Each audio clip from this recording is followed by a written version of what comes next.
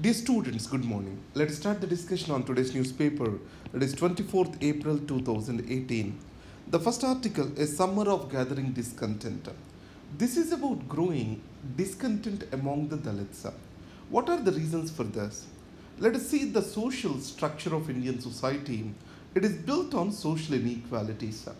And initially, these social inequalities overlapped with economic inequalities, and these economic inequalities got widened after a period of time. The LPG era is a major source for it.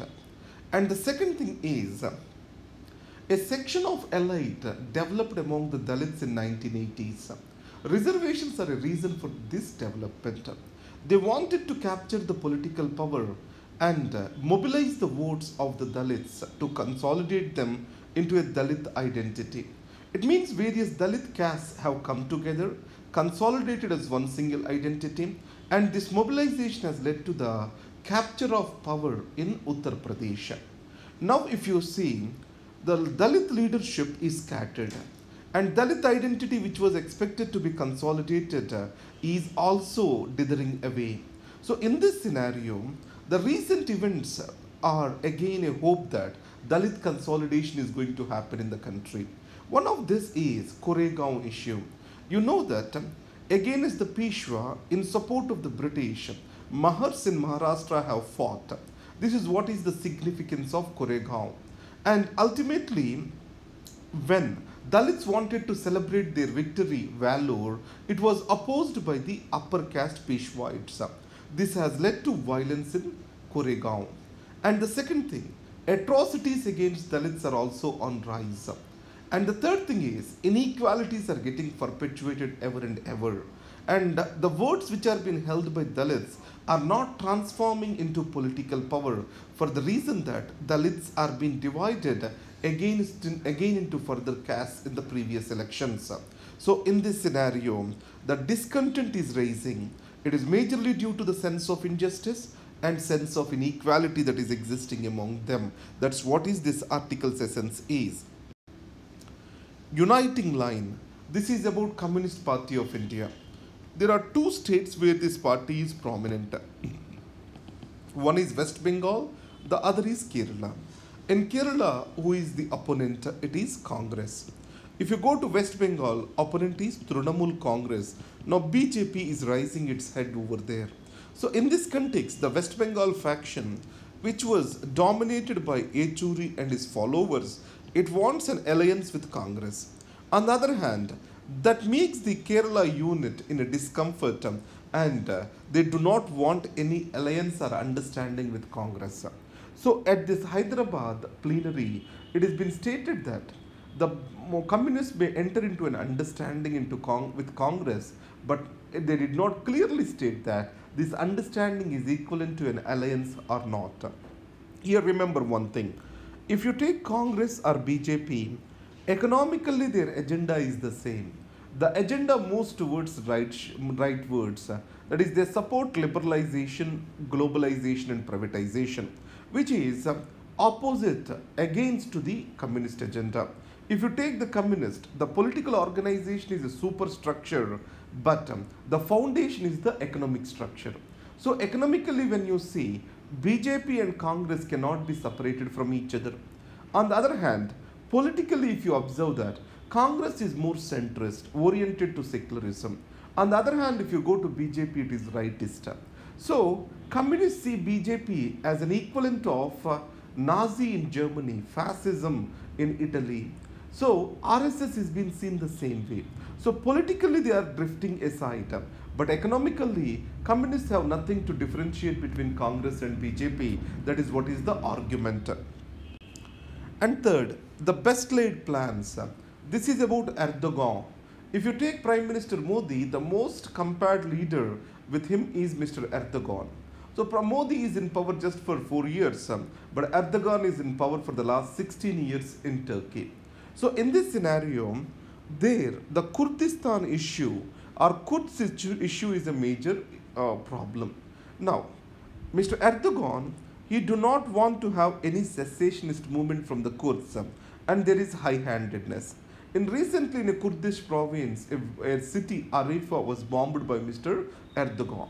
And second, 2 years back, there was a military coup in Turkey. He took that as an opportunity and he arrested all his political opponents and kept them in jail. And third, previously it was a parliamentary form of government, and then he wanted to shift that to presidential system. So he has created an executive presidency. So in this executive presidency, he can continue forever in the office. Ultimately, what we can state is Erdogan, as a president, he is going to enjoy the unlimited authority in the affairs of Turkey. So, before the economy slips out of control in Turkey, he wants to conduct the elections and take over the power again. For that, he has announced for the snap election in Turkey. This is what is the point you need to understand. Turkey more or less is moving to far right under Erdogan now. Next, Shinzo Abe's difficulty here. Here I am not going to talk about the scams which have been surfaced in Japan, but the probity which Japan gives importance to in public life, that's what I am going to give as an example over here. Mr. Shinzo Abe has used his political office to provide for permission to a veterinary college of his friend. And second, his wife has helped one of the preschool to get some land in some prefecture in Japan.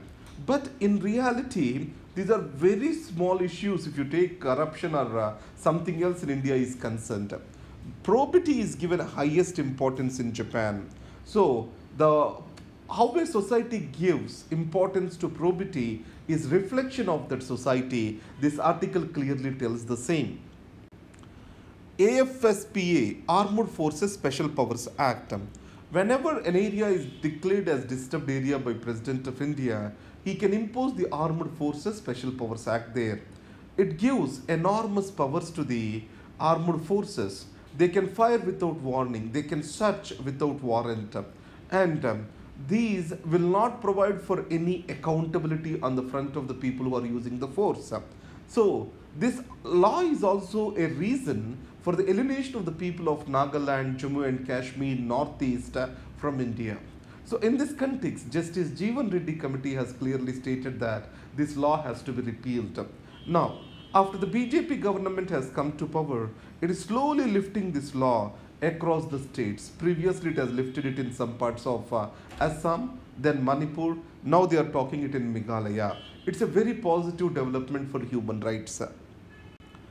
The Asian ripple effect. After Trump has come up, the United States of America is about to lose its preeminence in the world order. So India, Japan and China, these are the three prominent economies across the world. They are coming together to fill the space which is being vacated by United States from world order. So in this context, the three have rivalries. So in this case, India has a rivalry with China, Japan has a rivalry with China. So China itself is coming forward to engage with these two countries to create a new world order. So in this context, recently foreign ministers have met in Japan and they started talking about convergence between One Belt, One Road and Japan's Indo-Pacific plan. And the second is, Doklam was a major issue happened between India and China recently. In spite of that, there is reapproachment. And you know that Prime Minister Modi and President Xi are going to meet in Wuhan on an informal summit. So that's the reason why these three countries appears to be coming together towards building a new global world order. That's what this article talks about. In the absence of populism, this article talks about what made the Prime Minister to win the elections in 2014. Do these circumstances exist now? That is what it is talking about. The first is, the fight was projected as fight between elite and masses. A person who is from inheritance and lineage versus a person who was self-made. So from Chaiwala to Prime Minister, that's how it is been projected as. And second, outsider versus establishment. So in this case, the establishment was represented by the Congress, and our Prime Minister Modi is projected more as outsider. Third is a person who is selfless and a system which is self-interested, self-obsessed. So, this selfless man is expected to make India developed and keep India towards its greatness. This is what are the three exact words we can explain what made the BJP narrative to get into the minds of the young population. So, young, urban, middle class, this has become the strong vote bank for the BJP. So, in this context, can people buy the same thing in 2019 election is the question. Now, Prime Minister Modi, he himself has become part of elite. He himself represents an establishment today. And the third is, development and greatness of India still remain unfulfilled promises. Then, what is necessary? If you see between UPA 1 and UPA 2, what made the difference? It is MG Narega. So, the Prime Minister also has to make some attempt to discover such a program which can create wonders on the ground, which can give hope to the poor and marginalized. That's what this article talks about.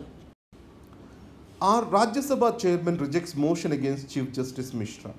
You know, Article 124, subclause 4, it talks about the removal of judges of the Supreme Court. And what it stated is, the Parliament can make a law in this context. The Judges Enquiry Act was made. This Judges Enquiry Act is silent that a presiding officer has the discretion either to accept or reject a particular motion. So in this case, Rajya Sabha chairman, he rejected the motion. So this is a legal vacuum that need to be addressed. Highest recipient of remittances. So India is the highest recipient followed by China. So in this context, remember one thing. The remittances forms the part of current account balance rather than the capital account balance. NRI deposits forms the part of capital account balance.